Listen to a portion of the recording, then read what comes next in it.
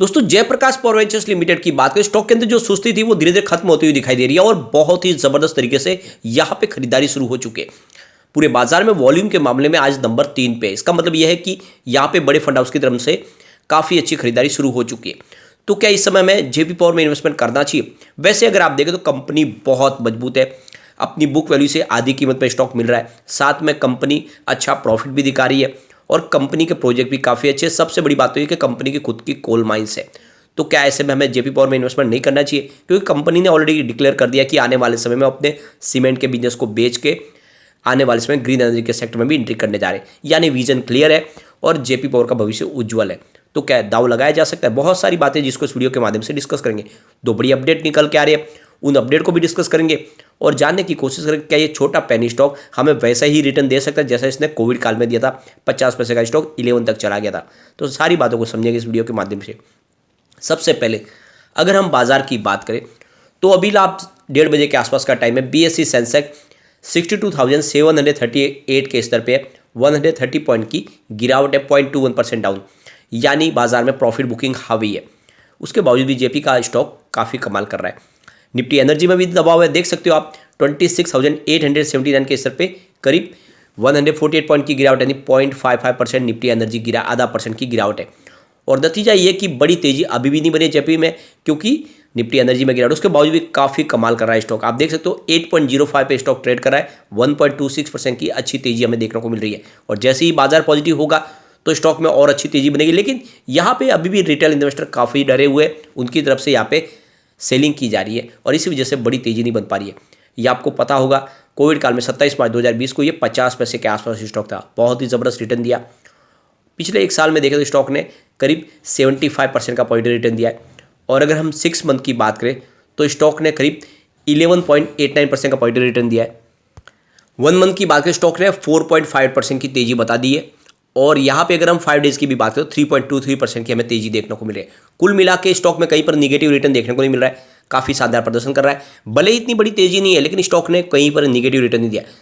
सबसे जो शानदार बात है वो है इसके वॉल्यूम में, जो लगातार बढ़ रहा है और ये इशारा कर रहा है कि स्टॉक अब पुरानी रफ्तार में फिर से आने वाला है। पिछले 1 महीने पर इसका 7 करोड़ का वॉल्यूम था, 2 करोड़ की डिलीवरी उठाई गई थी। 1 वीक पहले इसका 10 करोड़ का वॉल्यूम होता, 3 करोड़ की डिलीवरी उठाई गई थी। और आप देख सकते हो फ्राइडे को ये 11 करोड़ का वॉल्यूम होता, 4 करोड़ की डिलीवरी उठाई गई थी। लेकिन आज 12:30 के पहले ही 15 करोड़ का वॉल्यूम हो चुका है। इसका मतलब वॉल्यूम में आज बहुत बड़ा उछाल है और काफ़ी शानदार वॉल्यूम है। पूरे बाजार में वॉल्यूम के मामले में नंबर 3 पे और नंबर 1 पे है हमारा सुजलॉन एनर्जी। काफ़ी शानदार प्रदर्शन कर रहा है, आज लगभग 8-9% की ज़बरदस्त तेजी और स्टॉक आज 2 डिजिट में चला गया।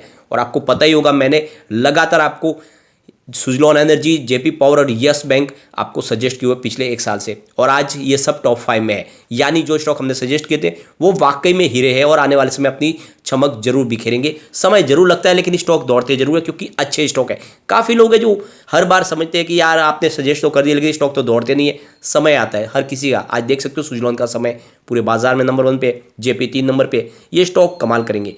यहाँ पे एक अच्छी गुड न्यूज निकल के आ रही है पावर सेक्टर के लिए। आप देख सकते हो जो पिछले कई समय से डिस्कॉम पैसे नहीं चुका रहे थे यहाँ पे पावर सेक्टर की कंपनियों को, वो अब चुकाना शुरू कर चुके। इसके पीछे वजह है सरकार ने पिछले दिनों इनको काफ़ी ज़्यादा सख्त कदम उठाए। सरकार की तरफ से कुछ पॉलिसी में बदलाव किया गया। अब उनके लिए ईएमआई स्कीम भी शुरू कर दी गई, यानी जो डिस्कॉम है वो ईएमआई के माध्यम से भी पैसे चुका सकते हैं। और नतीजा ये रहा कि पिछले 6 महीने में बहुत सारा बकाया रिकवर हो चुका है। यानी आप देख सकते हो जून क्वार्टर की बात करें, क्वार्टर 3 की, तो 1,37,949 के बीच का जो टोटल बकाया था उसमें से 24,680 करोड़ रुपीज़ वापस रिकवर हो चुका है। अब मात्र 1,13,269 करोड़ रुपीज़ बाकी है, तो काफ़ी बड़ी रकम आ चुकी है। सबसे बड़ी बात यह है कि उनके लिए एक और ऑप्शन दिया गया है कि आप जो सरकारी कंपनी है जैसे कि PEC power finance corporation limited और आरईसी लिमिटेड, इन कंपनियों से आप लोन भी ले सकते हैं। डिस्कॉम को ये छूट दी गई, तो उन्होंने करीब 24,680 करोड़ रुपीज़ का अलग अलग जो स्टेट है उन्होंने लोन भी लिया है। तो इस लोन के माध्यम से उन्होंने रिकवरी अपनी जो है करनी शुरू कर दी है, जो भी पेमेंट है चुकाना शुरू कर दिया। तो एक पॉजिटिव ट्रिगर है। यानी आप समझ सकते हो कि पावर सेक्टर में इन कंपनियों का भविष्य उज्जवल हो सकता है जो पेनी स्टॉक बने हुए। यानी जेपी पावर जो काफ़ी समय से फंड्स की कमी से जूझ रहे और अपने पुराने कर्ज को चुकाने की वो कोशिश भी कर रहे हैं, और इसीलिए उन्होंने एक रास्ता भी निकाला कि अपने जो सीमेंट ग्रेडिंग का बिजनेस है उसको बेचेंगे, उससे जो रकम मिलेगी उससे अपना पुराना कर्ज चुका देंगे और कर्ज मुक्त होकर बिजनेस को आगे बढ़ाएंगे। साथ में आने वाले समय में ग्रीन एनर्जी में भी एंट्री करेंगे। यहाँ पे एक और अच्छी अपडेट निकल के आ रही है, जो हमारे कोल मिनिस्टर है प्रहलाद जोशी, उनकी तरफ से बयान दिया गया कि आने वाले 2024-25 फाइनेंशियल ईयर में हम जो कोल इंपोर्ट करते हैं उसको बंद कर देंगे। इसका मतलब ये कि हमारे यहाँ पे कोल प्रोडक्शन को हम बढ़ा देंगे, साथ में ग्रीन एनर्जी के सोर्सेज को भी बढ़ाएंगे, जिससे हमें कोल इंपोर्ट नहीं करना पड़ेगा। तो हमारी बिजली होगी वो उसकी कॉस्ट भी कम हो जाएगी। तो कुल मिला के देख सकते हो कि कोल माइंस की व्यवस्था की जाएगी। ऑलरेडी सरकार ने पिछले दिनों कुछ कोल माइंस यहाँ पे आप देख सकते हो कि सरकार ने उसको बीड की थी। उस बीड में आप देखें तो जयप्रकाश पावर वेंचर्स लिमिटेड ने भी एक कोल माइंस लिया मध्य प्रदेश में। इससे पहले उनके पास एक ऑलरेडी कोल माइंस है, तो 2 कोल माइंस तो जयप्रकाश पावर वेंचर्स लिमिटेड के पास हो गई है, तो उनको तो कोल की कोई शॉर्टेज की समस्या ही नहीं है, खुद की कोल माइंस है। ऐसे में बिजनेस तो बढ़ना ही बढ़ना है। तो ये छोटा स्टॉक इसमें दाव क्यों न लगाया जाए। यहाँ पे अगर आप देखें तो फंडामेंटल भी काफ़ी अच्छे इसके। मार्केट कैप इसका 5,503 करोड़ रुपीज़ का है, करंट प्राइस 8.03 की है, इसका लो 4.50 का और हाई इसका 11.20 का है। स्टॉक का P 13 का है, बुक वैल्यू इसकी 15.60। तो आप देख सकते हो बुक वैल्यू से लगभग आधी कीमत में आपको स्टॉक मिल रहा है। इसका ROC 7.41% है, ROE 1.64% और फेस वैल्यू 10 है। तो फंडामेंटल काफ़ी ठीक है। इसके अलावा देख सकते हो कंपनी लगातार जो लॉस में थी अब प्रॉफिट में आ चुकी है। 2019 में जहाँ पे इनका 4.06 थाउजेंड करोड़ रुपीज़ का टोटल रेवेन्यू था और लॉस था कंपनी को 0.38 थाउजेंड रुपीज़ का। 2020 में कंपनी का रेवेन्यू घट के 3.40 थाउजेंड रुपीज़ आ गया और लॉस बढ़ के 2.16 थाउजेंड रुपीज़ आ गया। और इसी वजह से इसकी प्राइस गिरते हुए बिल्कुल 1 रुपये से नीचे आ गई, क्योंकि कंपनी भी लॉस में आ गई थी। लेकिन 2021 में पूरा गेम चेंज हुआ, कंपनी को 3.59 करोड़ रुपीज़ का रेवेन्यू मिला और इनका प्रॉफिट 0.23 थाउजेंड रुपीज़ हुआ। और 2022 की बात करें तो रेवेन्यू बढ़ के 4.86 थाउजेंड रुपीज़ तक पहुंच गया। प्रॉफिट में थोड़ी सी जरूर कमी रह गई है, 0.11 थाउजेंड रुपीज़ का प्रॉफिट, लेकिन ओवरऑल कंपनी प्रॉफिट में आ चुकी है। अब यहाँ पे अगर पिछले 10 साल की परफॉर्मेंस देखें तो काफ़ी अच्छे आंकड़े अब दिखाई दे रहे हैं। सेल्स देखें 10 ईयर के हिसाब से 11% पॉजिटिव है, 3 ईयर के हिसाब से 6% पॉजिटिव है, TTM 60% पॉजिटिव। तो सेल्स में ज़बरदस्त उछाल है। प्रॉफिट ग्रोथ की बात करें 10 ईयर के हिसाब से -12% था, लेकिन 5 ईयर के हिसाब से 16% पॉजिटिव है, 3 ईयर के हिसाब से 31% पॉजिटिव, TTM 274% पॉजिटिव है। तो सेल्स और प्रॉफिट दोनों में ही शानदार बढ़ोतरी देखने को मिली है और ये इशारा है कि ये स्टॉक मल्टी बैगर बनेगा जरूर।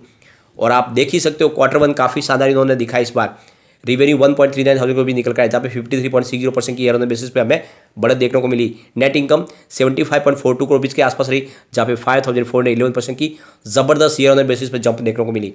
नेट प्रॉफिट मार्जिन 5.44% रहा, जहाँ पे 3,500% की पंपर बढ़त देखने को मिली। तो देख ही सकते हो बहुत ही शानदार क्वार्टर रहा है। ऐसे में स्टॉक कहाँ पे रुकेगा।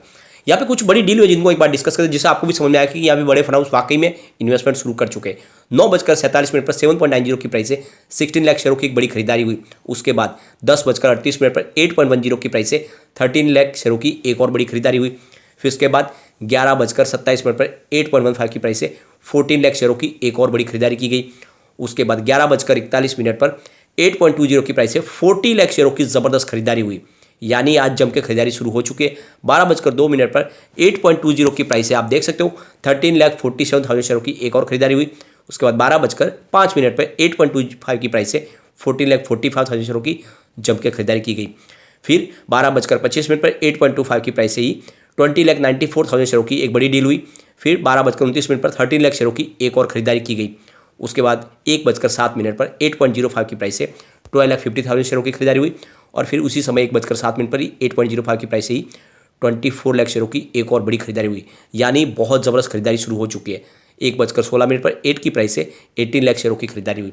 तो आप देख ही सकते हो कि जिस तरह से बड़े फंड हाउस की ज़बरदस्त खरीदारी हो रही है, करोड़ों में डील हो रही है, उससे तो बात समझ में आ रही है कि स्टॉक यहाँ से अब जरूर दौड़ेगा। लेकिन रिटेल इन्वेस्टर अभी भी इसमें बिकवाली कर रहे हैं और इसी से समझ में आ रहा है कि वो काफ़ी ज़्यादा अभी भी भ्रमित है, उनको समझ में नहीं आ रहा कि क्या किया जाए। लेकिन वाकई में ये मल्टी बैगर है और जिस तरह से एफआई का इन्वेस्टमेंट बढ़ रहा है उससे एक बात समझ में आ रही है कि इसको मल्टी बैगर बनने से कोई रोक नहीं पाएगा।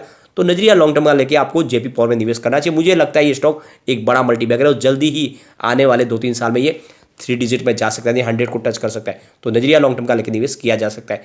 लेकिन फ्रेंड, कोई भी इन्वेस्टमेंट करने से पहले अपने फाइनेंशियल एडवाइजर से एक बार ले ले या अपना खुद का रिसर्च करें, क्योंकि मैंने वीडियो आपके एजुकेशनल पर्पज के लिए ही बनाया। वीडियो पसंद आए तो लाइक शेयर जरूर कीजिए और चैनल को सब्सक्राइब कर दीजिए।